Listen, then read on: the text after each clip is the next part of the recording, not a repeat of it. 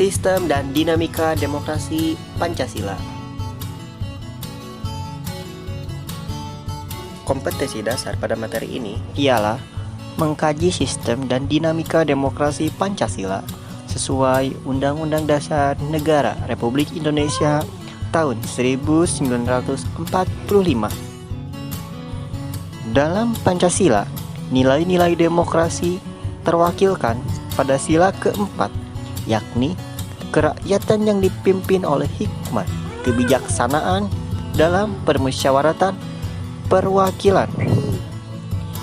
Kata memusyawaratkan atau bisa diartikan menyelesaikan suatu persoalan di mana setiap orang diberikan kesempatan atau kebebasan untuk berpendapat guna mencapai suatu keputusan yang mufakat.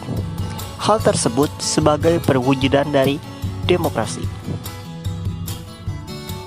Bagian A, hakikat demokrasi. Poin pertama, makna demokrasi. Kata demokrasi berasal dari dua kata, yakni dalam bahasa Yunani yaitu demos yang berarti rakyat dan kratos atau kratein yang berarti pemerintahan.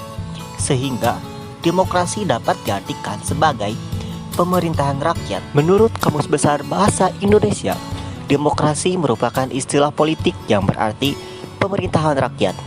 Hal tersebut dapat diartikan bahwa dalam sebuah negara demokrasi, kekuasaan tertinggi berada di tangan rakyat dan dijalankan langsung oleh rakyat atau wakil-wakil yang mereka pilih di bawah sistem pemilihan bebas atau kita bisa kenal dengan istilah pemilu, pilkada, dan lain sebagainya. Pada pandangan Abraham Lincoln, Presiden Amerika yang ke-16 atau pemerintahannya pada masa tahun 1861 sampai 1865 terkenal sebagai peletak konsep dasar demokrasi. Nah, dalam pandangan Abraham Lincoln, demokrasi adalah suatu sistem pemerintahan dari rakyat, oleh rakyat, untuk rakyat. From people, by people, to people. Artinya, rakyat dengan serta-merta mempunyai kebebasan untuk melakukan suatu aktivitas kehidupan, termasuk aktivitas politik, tanpa adanya tekanan dari pihak manapun. Karena pada hakikatnya yang berkuasa adalah rakyat untuk kepentingan bersama. Poin kedua, klarifikasi demokrasi. Berdasarkan titik berat perhatiannya, demokrasi dibagi menjadi tiga. Pertama, demokrasi formal, yaitu suatu demokrasi yang menjunjung tinggi persamaan dalam bidang politik tanpa disertai upaya untuk mengurangi atau menghilangkan kesenjangan dalam bidang ekonomi. Bentuk demokrasi ini dianut oleh negara-negara liberal. Dua, demokrasi material, yaitu demokrasi yang titik beratnya pada upaya menghilangkan perbedaan dalam bidang ekonomi. Sedangkan persamaan dalam bidang politik kurang diperhatikan, bahkan kadang-kadang dihilangkan. Bentuk demokrasi ini dianut oleh negara-negara komunis seperti China dan lain sebagainya. Demokrasi gabungan, yaitu bentuk demokrasi yang mengambil kebaikan serta membuang keburukan dari bentuk demokrasi formal dan material. Bentuk demokrasi ini dianut oleh negara-negara non-blok. Poin selanjutnya yakni berdasarkan ideologi. Berdasarkan ideologi yang menjadi landasannya, demokrasi dapat dibedakan ke dalam dua bentuk. Pertama, demokrasi konstitusional atau demokrasi liberal. Dua, demokrasi rakyat atau demokrasi proletar. Satu, demokrasi konstitusional atau demokrasi liberal, yaitu demokrasi yang didasarkan pada kebebasan atau individualisme. Ciri khas pemerintahan demokrasi konstitusional adalah kekuasaan pemerintahannya terbatas dan tidak diperkenankan banyak melakukan campur tangan dan bertindak sewenang-wenang terhadap rakyatnya. Dua, demokrasi rakyat atau demokrasi proletar, yaitu demokrasi yang didasarkan pada paham Marxisme atau komunisme. Demokrasi langsung yaitu paham demokrasi yang mengikutsertakan setiap warga negaranya dalam permusyawaratan untuk menentukan kebijakan umum negara atau undang-undang secara langsung. Sedangkan demokrasi tidak langsung, yaitu paham demokrasi yang dilaksanakan melalui sistem perwakilan. Penerapan demokrasi seperti ini berkaitan dengan kenyataan suatu negara yang jumlah penduduknya semakin banyak, wilayah semakin luas, dan permasalahan yang dihadapi semakin rumit. 3. Prinsip-prinsip demokrasi. Pertama, menyelesaikan perselisihan dengan damai dan secara melembaga. Kedua, menjamin terselenggaranya perubahan secara damai dalam suatu masyarakat yang sedang berubah. Menyelenggarakan pergantian pemimpin secara teratur. Keempat, membatasi pemakaian kekerasan sampai minimum. Kelima, mengakui serta menganggap wajar adanya keanekaragaman.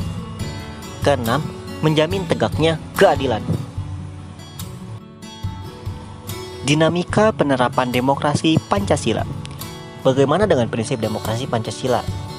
Menurut Ahmad Sanusi, mengutarakan 10 pilar demokrasi konstitusional Indonesia menurut Pancasila dan Undang-Undang Dasar Negara Republik Indonesia tahun 1945. A. Demokrasi yang berketuhanan yang Maha Esa. B. Demokrasi dengan kecerdasan. C. Demokrasi yang berkedaulatan rakyat. D. Demokrasi dengan rules of law. E. Demokrasi dengan pemisahan kekuasaan negara. F. Demokrasi dengan hak asasi manusia. Dan G. Demokrasi dengan pengadilan yang merdeka. Lalu H. Demokrasi dengan otonomi daerah. I. Demokrasi dengan kemakmuran. Dan terakhir J. Demokrasi yang berkeadilan. Demokrasi mengandung beberapa nilai moral yang bersumber dari Pancasila, yaitu sebagai berikut. Pertama, persamaan bagi seluruh rakyat Indonesia. Kedua, keseimbangan antar hak dan kewajiban. Ketiga, pelaksanaan kebebasan yang dipertanggungjawabkan secara moral kepada Tuhan Yang Maha Esa, diri sendiri, dan orang lain. Keempat, mewujudkan rasa keadilan. Kelima, pengambilan keputusan dengan musyawarah mufakat. Keenam, mengutamakan persatuan nasional dan kekeluargaan. Ketujuh, menjunjung tinggi tujuan dan cita-cita nasional. Periodeisasi perkembangan demokrasi Pancasila. Berikut videonya.